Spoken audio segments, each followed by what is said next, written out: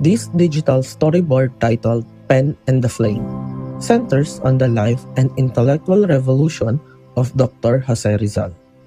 The imagery of the fountain pen transforming into a torch serve as the core metaphor that ideas, once ignited, provide a light that can never be extinguished.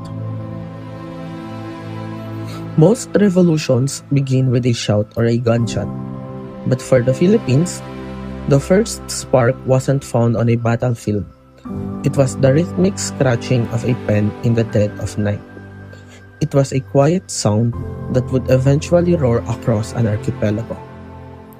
Before he was a martyr etched in bronze, he was Jose Protasio Rizal, a boy with a restless mind who saw the world through a dual lens of childhood wonder and systematic injustice.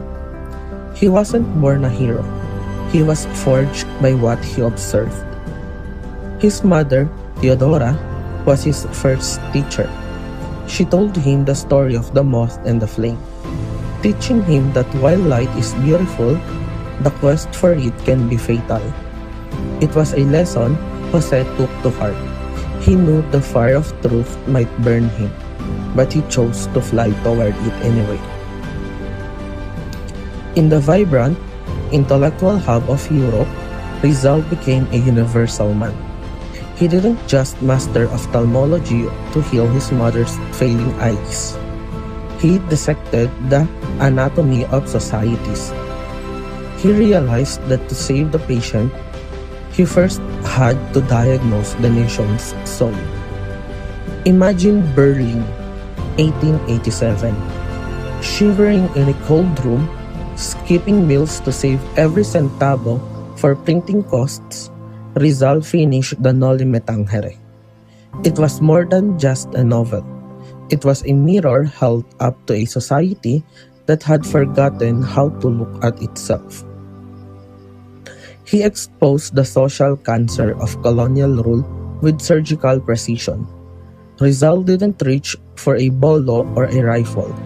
He used an alphabet to wake a sleeping giant, the Filipino consciousness.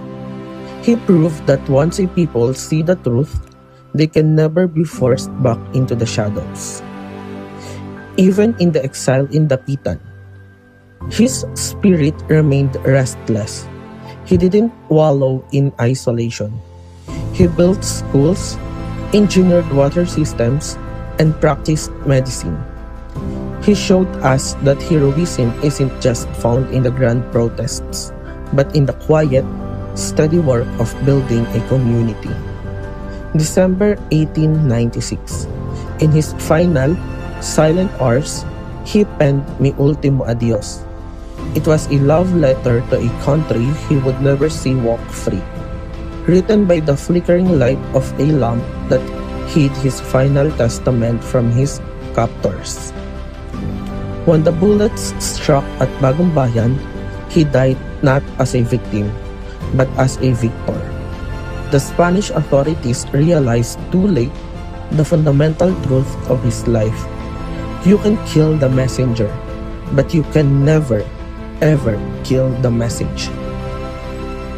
Today, we see his monuments in stone and bronze, but his true legacy lives in every mind that dares to seek the truth. The ink has dried, but the fire remains. The pen was, is, and will always be mightier than the sword.